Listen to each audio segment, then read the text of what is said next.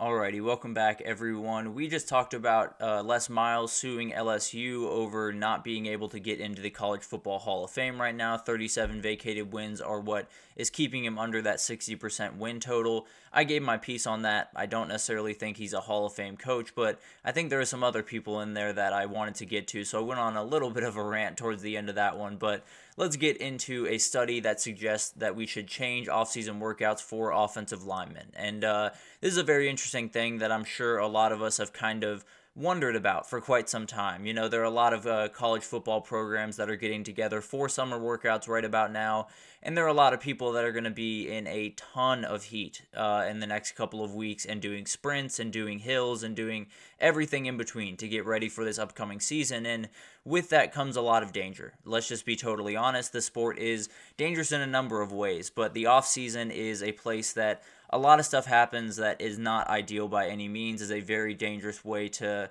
kind of go about business in a lot of ways. So I kind of want to break this down, and I think there are a couple of things that are huge to remember here. Is one of the biggest things that this study kind of unfolded was, and the biggest reason for singling out O linemen in particular, is football by its nature is a very specialized sport. There's a number of different things that people do, but if you are in a position, you do very specific things. Wide receivers do different things than corners do, even. Offensive linemen do different things than defensive linemen. Corners do different things than quarterbacks, obviously.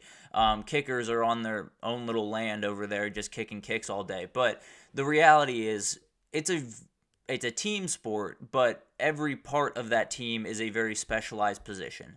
So they don't necessarily need to be worked out the same. And in a lot of these off-season workouts, they are.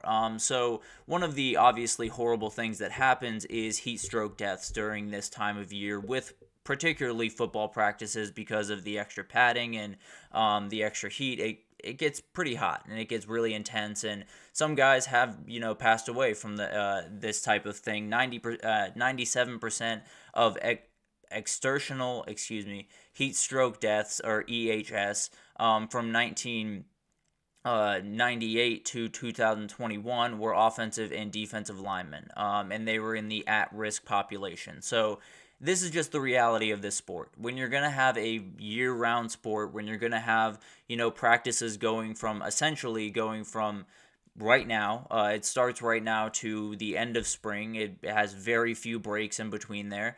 If you're going to do that, there's going to be risks that are going to be incurred, and you're going to have to do your best to make sure that those risks are not as big of a deal, and you can deal with those as they kind of come, and definitely not have this type of thing happen. So obviously you want to lower the heat load on these kids. You want to keep them out of the sun as much as you can. Obviously you don't want to leave, the principles of football, because it is a hard-nosed sport. Let's be totally honest. It is a quote-unquote man sport. Everyone that goes in because they're ready to take a licking. They're ready to get hit like that. That Teddy Bridgewater hit was a really mean one.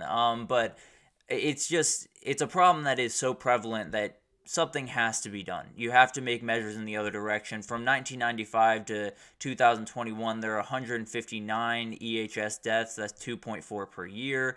From 2000 to 2021, that rose to 3 per year. So this is not necessarily a problem that's going away. It's not something that is going to be something that we can just kind of hope that it goes off the other direction. It's not going to. This is the reality of the sport. If you're going to be working really hard in 95-degree heat with, 30 pounds of pads on you, there's going to be risk of this, and you have to do everything in your power to make sure that these kids are as safe as possible. So one of the things that they threw out there in this study was possibly taking, at the very least, offensive linemen, taking their workouts indoors and having them be in air-conditioned facilities when they go through their workouts. And frankly, I'm all for that. I fully understand, you got to work hard to be really elite at this sport, and you got to push yourself, and you got to be in really uncomfortable situations.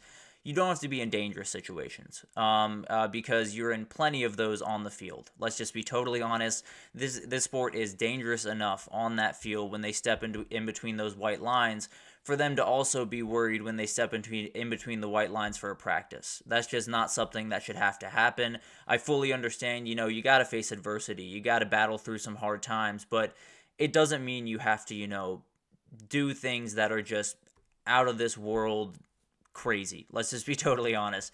You don't have to have 3-hour practices followed by sprints where the offensive linemen are out there as well doing the sprints.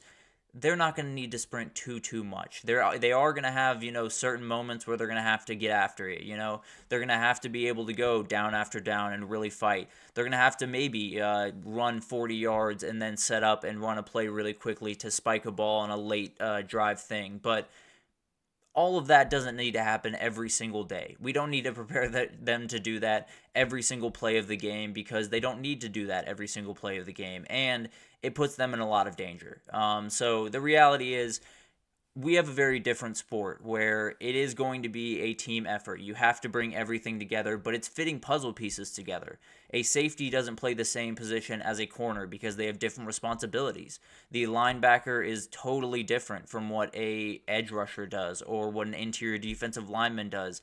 On the offensive side of the ball, a tight end is entirely different than a slot receiver, and you have to teach them different ways, and you have to train them different ways, and for the most part, at least in these summer workouts, there is a lot of grouping everyone together because you do want to be a team and you do want everyone to go through those grueling summer workouts because that's kind of what builds bonds. I think everyone that's played a sport at a high level understands that. But at the end of the day, there is a fine line between, pushing your guys, making sure that you're getting the most out of them in practice and they're doing the most that they can do, but also not putting them in danger. And I think that's the ultimate goal here. That's always going to be number one on the list. Safety is absolutely the number one thing on the list every single time that a football team steps on the field. I understand you want to win the game. I understand you want to maybe knock someone's helmet off with a hard hit. I understand all of that stuff wants to happen, and I am fully in favor of a good hard hit. I'm not necessarily saying I want this sport to be softer or anything like that. I just don't want things in the off season to create these type of problems when they don't have to. I don't think there's that huge benefit of that left guard running 40-yard sprints outside compared to 100 feet away inside. I don't think that changes too much stuff. They'll be in the sun plenty, they'll work hard plenty, and at the end of the day, you just got to make sure that they're as healthy as can possibly be. They are in a good headspace, and they're not, suffering from things like heat stroke and not suffering from things like heat exhaustion, which get really scary really quickly.